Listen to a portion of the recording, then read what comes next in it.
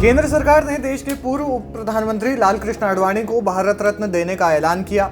पूर्व प्रधानमंत्री अटल बिहारी वाजपेयी और नानाजी देशमुख के बाद वे भारत रत्न से सम्मानित होने वाले तीसरे बीजेपी नेता हैं। सरकार ने उन्हें भारत रत्न कई कारणों से दिया, जिनमें एक तो राम मंदिर निर्माण में उनकी अहम भूमिका और दूसरा बीजेपी को 1 सीट से 300 सीट तक पहुंचाने के लिए और साथ ही साथ देश को मिली तमाम सफलताओं में उनके कई आइडियाज बेहद महत्वपूर्ण हैं। इन्हीं कुछ कारणों के चलते सरकार ने उन्हें भारत रत्न देने का ऐलान किया है। ऐसे तमाम कारण हैं जिनको ध्यान में रखते हुए सरकार ने उन्हें भारत रत्न से सम्मानित किया। इस सम्मान को देने के बाद बीजेपी ने तमाम विपक्षियों के मुंह पर भी ताला लगा दिया है, जो कहते थे कि बीजेपी ने आडवाणी को साइडलाइन कर दिया है। लेकिन बीजेपी ने सिर्फ उनके मुंह पर ताला ही नहीं लगा दिया, बल्कि 2024 के महासंग्राम को जीतने की दिशा में एक निर्णायक कदम भी बढ़ा दिया है। कैसे, जानने की कोशिश करते हैं। शुरू करते हैं हाल फिलहाल में संपन्न हुए विधानसभा चुनावों से।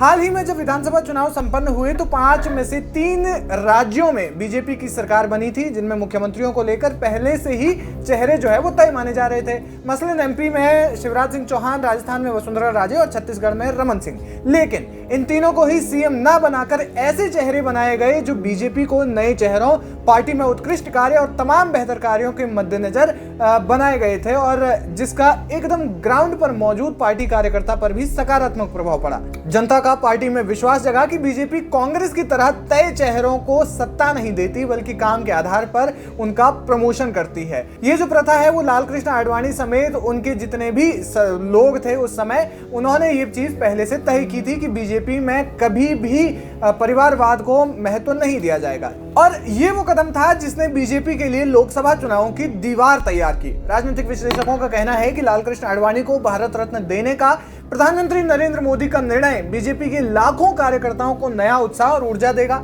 इस कदम से कार्यकर्ताओं में यह संदेश जाएगा कि पार्टी के वरिष्ठ नेताओं के सम्मान की परंपरा को बीजेपी आगे बढ़ाती है। इसके अलावा लोगों में यह संदेश जाएगा कि राम मंदिर आंदोलन में अहम भूमिका निभाने वाले लोगों को सरकार ने याद रखा है और उन्हें उनके काम के लिए सम्मान दिया गया है। आडवाणी से पहले बिहार के पूर्व सीएम कर्पूरी ठाकुर को भारत रत्न दिया जाना भी बीजेपी के लिए एक बड़ा मास्टर स्ट्रोक माना जा रहा है। राजनीतिक विश्लेषकों का कहना है कि कर्पूरी ठाकुर ईबीसी यानी कि अत्यंत पिछड़ा वर्ग से आते हैं और बिहार में इनकी संख्या करीब 36% के आसपास रही है, जो नीतीश कुमार का भी एक बड़ा वोट बैंक है। माना जा रहा है कि बीजेपी ने इससे इन वोटर्स को भी साध लिया है। कुल मिलाकर बुजुर्ग और दिवंगत लोगों को भी सम्मान देने के बाद बीजेपी ने उनके विरोधी वोटर्स के दिलों में भी घुसने के दरवाजे अपने लिए खोल दिए हैं। ये न सिर्फ उन वोटर्स से वोट लेने की तैयारी है जिनका कि एक परंपरागत तौर पर बीजेपी को वोट नहीं जाता था, क्योंकि बुजुर्ग लोगों को सम्मान दिया जाना ये एक अहम कदम इस दिशा में माना जा रहा है, क्योंकि 2024 में लोकसभा चुनाव नजदीक है और इसे एक बड़े मास्टर स्ट्रोक की तरह देखा जा रहा है। वैसे आपको क्या लगता है, लालकृष्ण आडवाणी को भारत रत्न देने से बीजेपी को क्या चुनाव में फायदा होगा या नहीं? हमें अपनी राय कमेंट में जाकर जरूर बताएं। वीके न्यूज, राष्ट्र के नाम।